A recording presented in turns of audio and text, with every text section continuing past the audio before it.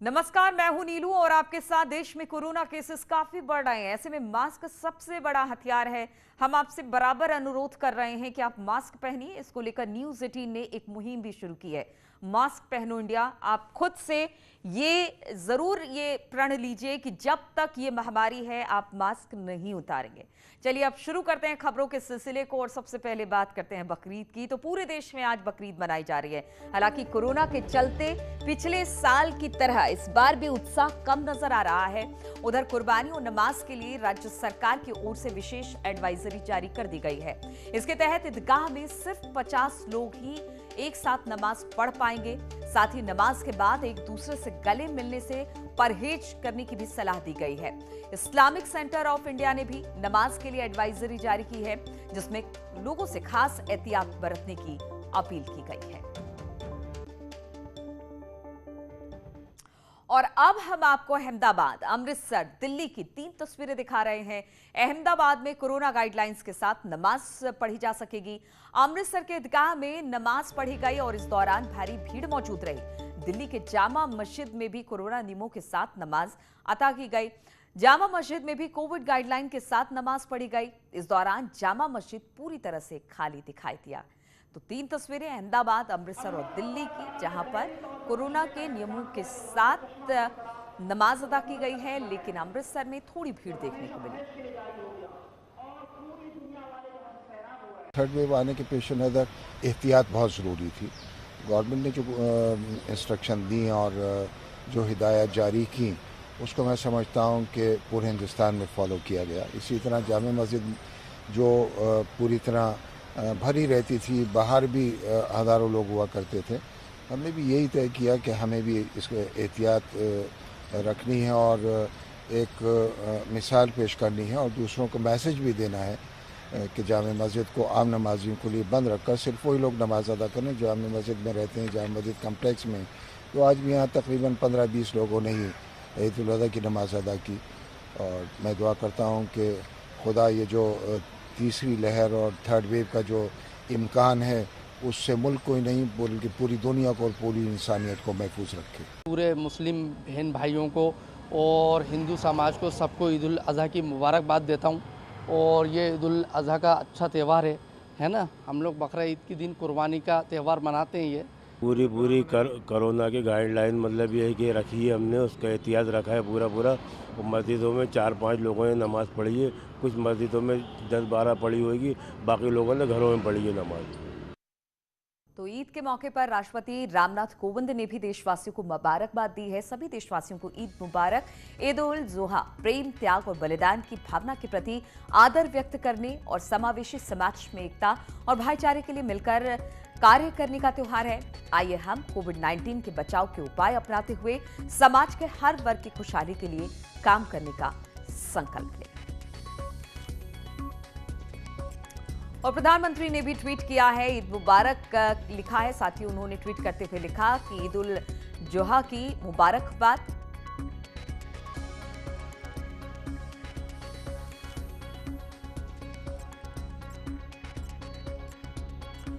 वहीं बीएसपी अध्यक्ष मायावती की बात की जाए तो बीएसपी अध्यक्ष मायावती ने भी बकरीद के मौके पर मुबारकबाद दी है। ईद उल अजहा की सभी को दिली मुबारकबाद और शुभकामनाएं। सभी अपने स्वयं के परिवार और पड़ोसी की सुरक्षा और भलाई आदि के लिए भी जरूरी है कि कोरोना के नियमों का सही तरीके से पालन करते हुए बिना भीड़ भाड़ के ईद मनाएं, तो ये बेहतर होगा।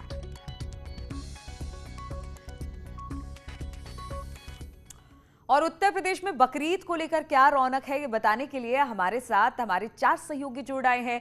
मोहम्मद शबाब लखनऊ से हैं, फरीद शमसी मुरादाबाद से हैं, अमित गंजू कानपुर से और सर्वेश दुबे प्रयागराज से हैं। सबसे पहले हम शबाब के पास ही चलेंगे। बहुत बहुत मुबारक हो बकरीद की शबाब। और किस तरह की रौनक वहां पर?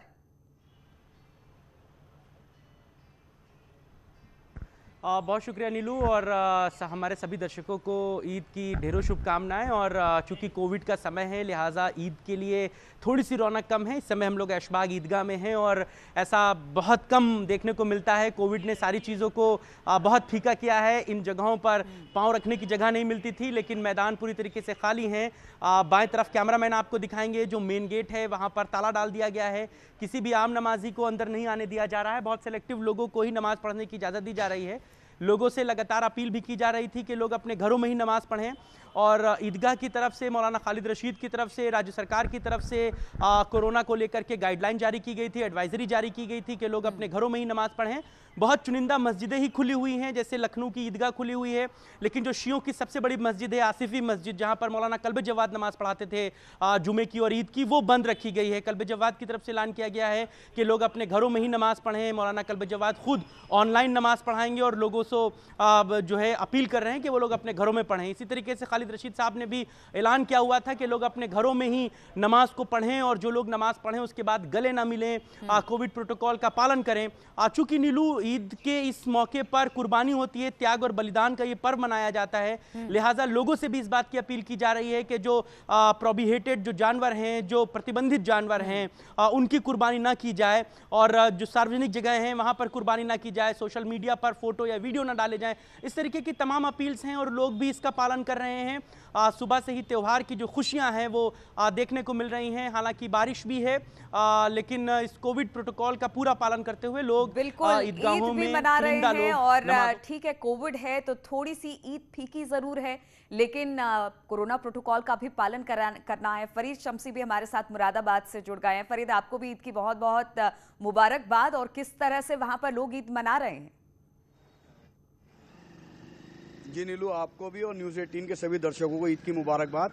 नीलू, इस वक्त मैं मुरादाबाद के ईदगाह के सामने खड़ा हूँ। इस ईदगाह में आज सबसे बड़ी बात ये रही, अहम बात, कि मुरादाबाद के डीएम एसएसपी ने जो मुस्लिम समुदाय से अपील की थी कि इस बार जो 50 लोगों की ईद की नमाज पढ़ने की इजाज़त दी गई है उसको भी शहर इमाम ने नहीं माना और उन्होंने ईदगाह में आज नमाज अदा नहीं की। उन्होंने कहा कि अगर हम 50 लोगों को बुलाएंगे तो लोग बढ़ सकते हैं और कोरोना प्रोटोकॉल के जो नियम है वो टूट सकते हैं। तो इसको लेकर यहाँ पर आज ईदगाह नहीं खोली गई है। मेरे साथ एक मुस्लिम समुदाय के व्यक्ति हैं जो नमाज पढ़ने यहाँ आए थे। क्या नाम है आपका और क्या आए थे आप? मेरा नाम काशिफ खान है और मैं ईदगाह में नमाज़ पढ़ने आया था, मगर मुझे पता लगा कि इमाम साहब और हमारे मुरादाबाद के ज़िलाधिकारी ने ये अपील की थी कि इस ईदगाह में नमाज नहीं होगी, तो यहाँ पे आज नमाज नहीं हुई है।